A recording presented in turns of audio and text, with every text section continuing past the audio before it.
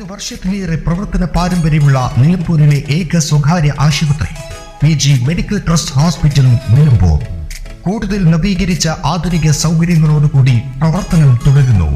ഞങ്ങളുടെ പ്രധാന ഡിപ്പാർട്ട്മെന്റുകൾ പ്രസവ സ്ത്രീരോഗ വിഭാഗം, അസ്ഥിരോഗ വിഭാഗം, ശിശുരോഗ വിഭാഗം, ജനറൽ മെഡിസിൻ വിഭാഗം, ജനറൽ സർജറി വിഭാഗം, ENT വിഭാഗം, എമർജൻസി വിഭാഗം. PG medical trust hospital, VK road, Nilambur.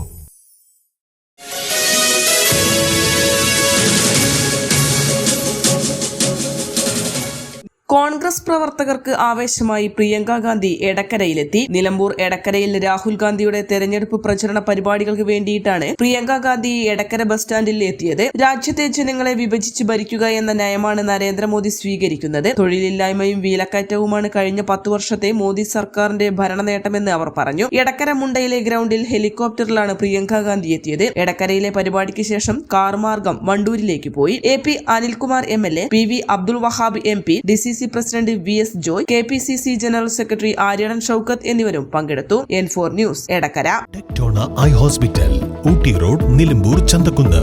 Phone 9605221501 0493122151.